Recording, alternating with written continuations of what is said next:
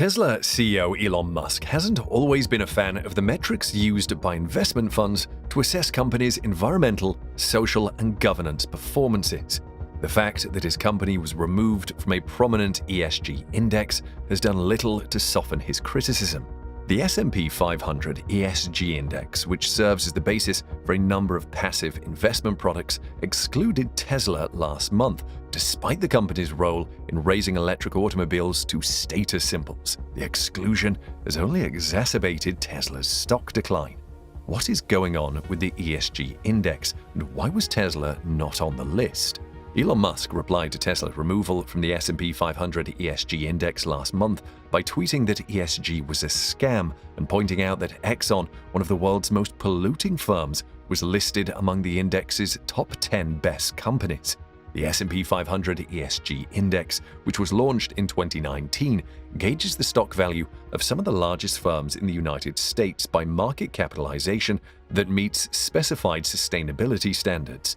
Its scope is similar to that of the original S&P 500 index, but it intends to assist investors in making decisions about firms based on their commitment to strong ESG principles. The index's components are screened for their participation in some businesses that are considered contradictory to ESG aims, such as tobacco and contentious weapons manufacture, as well as their scores under the UN Global Compact, a global framework for corporate social responsibility. The ESG Index is designed to give a more accurate picture of a company's corporate social responsibility obligations than what it says on its website.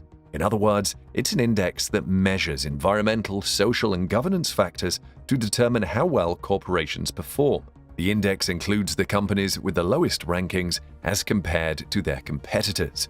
Elon Musk and a considerable number of people were unhappy with Tesla's ESG ratings after a variety of reasons led to the company's rating fall. Exxon Mobil Corporation, the oil behemoth, was added to the list, which irritated the world's richest person even more. The Tesla CEO took to Twitter to express his frustration at the news. ESG is a scam. It has been weaponized by phony social justice warriors, he stated. In a series of subsequent tweets, the internet titan tweeted memes ridiculing the index's inclusion of 6 oil corporations. In one of Elon Musk's memes, a car driver inquires about an ESG score from a passenger. It determines how compliant your business is with the leftist agenda, the passenger responds. The S&P, on the other hand, noted in a blog post that Tesla was dropped because it lacked a low-carbon plan, although it produces electric vehicles. They noted Tesla's lack of business ethics guidelines, as well as allegations of discrimination and hazardous working conditions at its California production, as well as the company's handling of a National Highway Traffic Safety Administration inquiry. However, ESG has been criticized for allowing corporations and investors to dodge scrutiny for socially unacceptable activities or investments, which has led to some trepidation in the industry. An estimated 3.1% of the world's largest ESG exchange-traded funds assets are currently invested in the oil and gas business, which is a major contributor to the current climate problem. Last year, Tesla already claimed in its 2021 impact report that current ESG evaluation methodologies are fundamentally flawed because they don't focus on the company's real-world impact on society and the environment. To be clear, Tesla does not oppose ESG investments, but instead calls for a rating system that takes into account both the good and negative effects of a company. The existing assessments frequently prioritize the mitigation of negative consequences while overlooking beneficial impacts.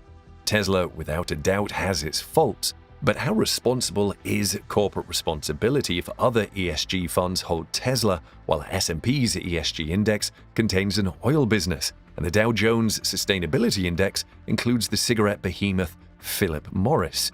To begin, it's important to know what ESG investing actually entails. A company's influence on the environment or society is rarely taken into account in ESG ratings. Rather, it's a method for investors to assess the financial risk that companies suffer as a result of environmental or social issues. And there is a good chance that by the end of 2022, there will be $41 trillion worth of ESG assets, Therefore, it's worth asking if it's measuring the right things. ESG raters speak in an esoteric lingo while discussing this. They like to talk about materiality, which refers to whether or not anything will have a significant influence on their bottom line, but they do not inquire whether or not it will affect the world or people. It's all about the numbers. MSCI, for example, explains on its website that its ESG ratings are not a general measure of corporate goodness or even a synonym for sustainable investing, but rather they provide a window into one facet of risk to financial performance. While socially responsible investment is a tool investors adopt to make better ethical decisions, the ESG approach places a greater emphasis on financial gain. Although companies are being rated on a wide range of variables, from their recycling practices to their human rights policies, using a variety of rating systems, some of the ESG decisions appear arbitrary. The S&P Index, for example, does not include oil sands extraction firms, but it does include oil companies in general. It also screens out tobacco companies, however, the Dow Jones Sustainability Index does not. More so, the S&P Index includes fossil fuel corporations, despite the fact that economists have cautioned that these businesses face financial concerns as a result of climate change. Each company that creates ESG ratings has its own set of criteria, and they aren't open about the specifics of their methodology. The ranking of corporation might vary dramatically from one list to the next. The thing that's pernicious is that each of the raters wants to keep their secret sauce.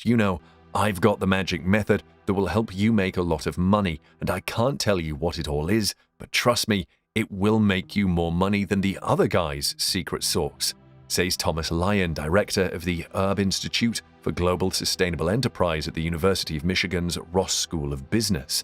And because they have the incentive to keep their methodology secret, there's unlikely to be a full convergence in these ratings over time. Therefore, even when a company's performance worsens, its ratings may still rise because most indexes aren't evaluating the true impact that they're making. Furthermore, elements such as corporate political engagement are frequently left out of the results.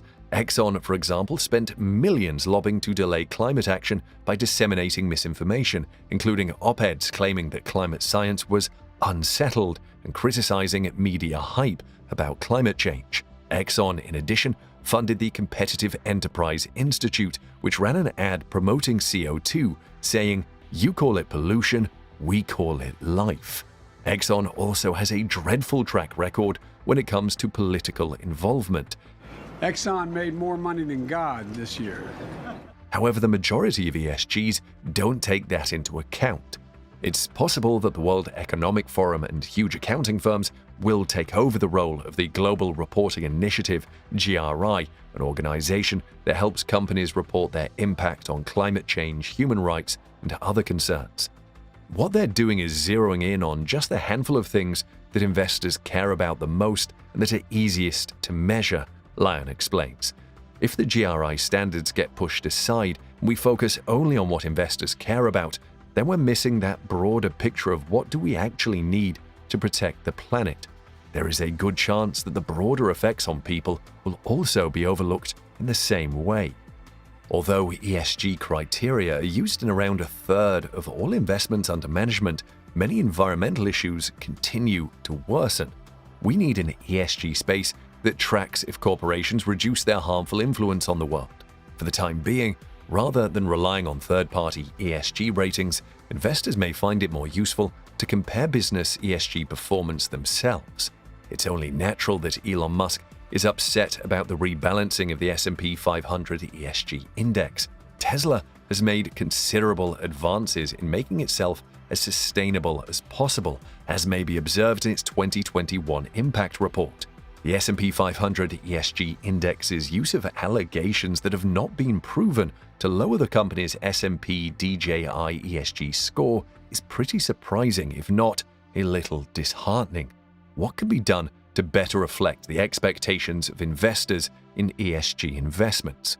One method is for investment firms to invest in a small number of thoroughly vetted companies and then use their influence to monitor the behavior and push for change within those companies. Another is for raters to quit attempting to combine all of the many metrics into a single score. Investors concerned about ESG tend to have different priorities. For example, one investor may be concerned about human rights in South America, while another is concerned about climate change. When ESG ratings attempt to condense all of these goals into a single number, they hide the fact that trade-offs exist. Therefore, ESG should be segmented such that ratings are focused on each item separately.